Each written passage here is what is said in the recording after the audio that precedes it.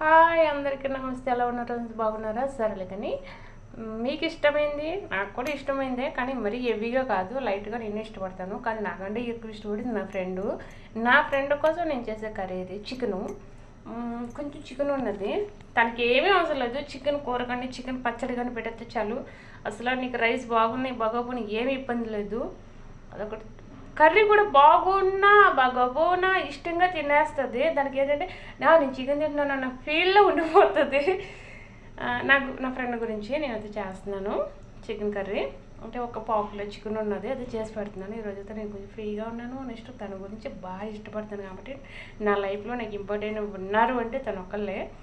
తన గురించి అది చేస్తున్నాను. చూడండి, ముగ్గురు పెట్టాను ఆల్రెడీ హాట్గా నూనె కాగిపోతుంది. ఒక 4 లాంగ్ మొగ్గలు, ఒక 2 స్టార్ పూలు,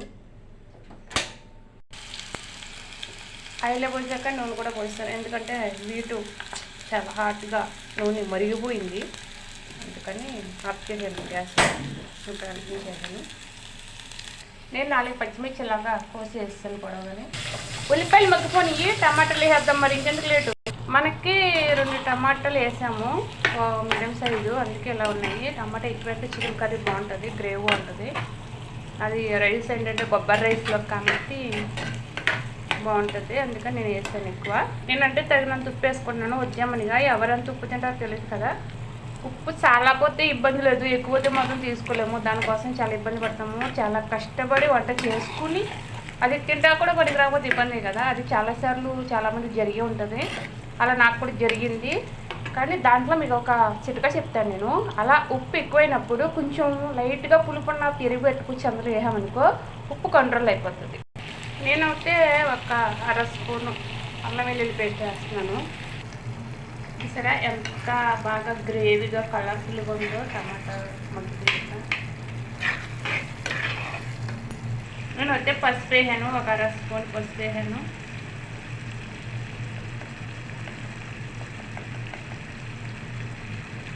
ఒక 1/2 స్పూన్ అంటే 1/2 స్పూన్ ధనియాలు కూడా వేసాను.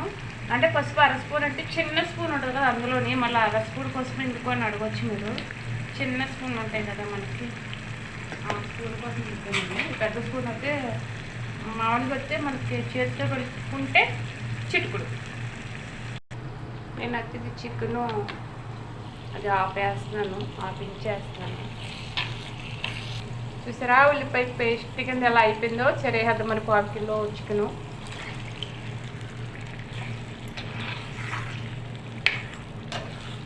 నిజంగా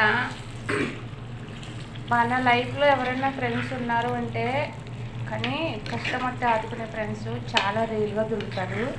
కానీ నాకు ఉన్నారు అంటే మాత్రం నాకు ఏం కష్టం వచ్చినా వాళ్ళ ఫ్యామిలీ వాళ్ళు కానీ అందరూ వాళ్ళ ఫ్రెండ్స్ కానీ నాకు హెల్ప్గా ఉంటారు. అటు మెంటల్ కోసం మనం ఎంత చేసినా తక్కువే, ఏం చేసినా తక్కువే.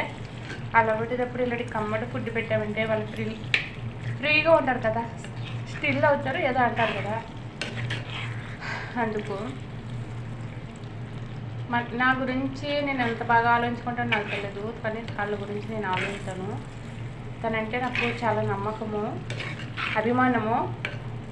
అభిమానంతో కలిసి ఇష్టం కూడా.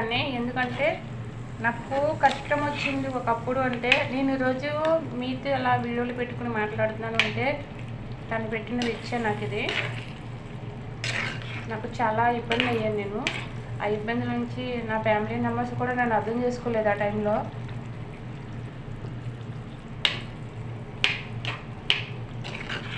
అప్పుడే అర్థమైంది మన దగ్గర డబ్బైనా ఉండాలి, లేదంటే బలమైన మనుషులైనా ఉండాలని.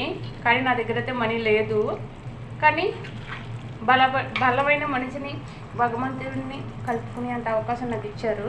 ఎందుకంటే దేవుడు అంటే నాకు ఎంత నమ్మకమో, నాకు తను మాట్లాడే విధానం కూడా అదే నమ్మకం. తను నాకు ఏదైనా ఫస్ట్ నాకు ఏదైనా ఎవరైనా ఏదైనా చెప్పినా, ఎవరైనా ఏదైనా నాకు సలహా చెప్పినా అది అవునా కాదని ఫస్ట్ తనకే ఫోన్ చేసి అడుగుతాను నేను. లేదంటే తన దగ్గరికి తను మీతో మాట్లాడి వస్తాను. అది నా మెంటాలిటీ. ఎవరైనా నేను షిఫ్ట్ చెప్పట్లేదు, స్టోరీ చెప్పట్లేదు, నా లైఫ్లో జరిగింది చెప్తున్నాను నేను. వాళ్ళ లైఫ్లో వీళ్ళ లైఫ్లో నేను చెప్పను, నాకు అవసరం లేదు.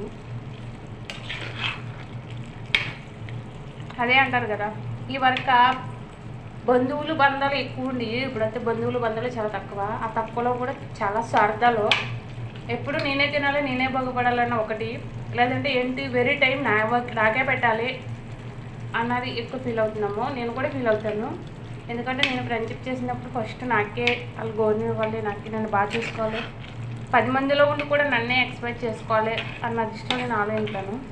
అందరికీ ఉంటుంది, చాలామందికి అదే మెంటాలిటీ ఉండొచ్చు, కానీ చెప్తున్నా నేను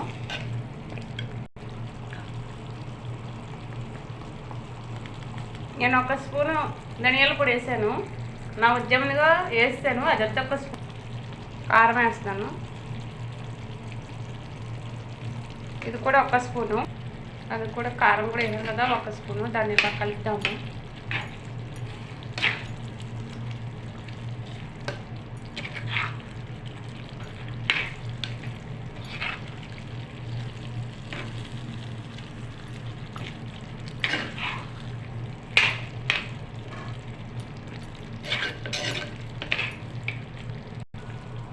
చేస్తున్నాను, చికెన్లోకి వాటర్ వేస్తున్నాను.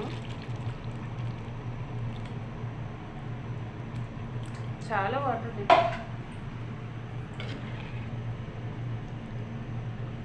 ఆల్రెడీ మనకి ఒక 20% ఉడికింది కదా, 80% ఉడకనంటే వాటర్ వేయాలి. ఇక్కడ అయిపోయింది చికెన్ కర్రీ. లైక్ చేయండి, షేర్ చేయండి, కామెంట్ చేయండి, సబ్స్క్రైబ్ చేసుకోండి.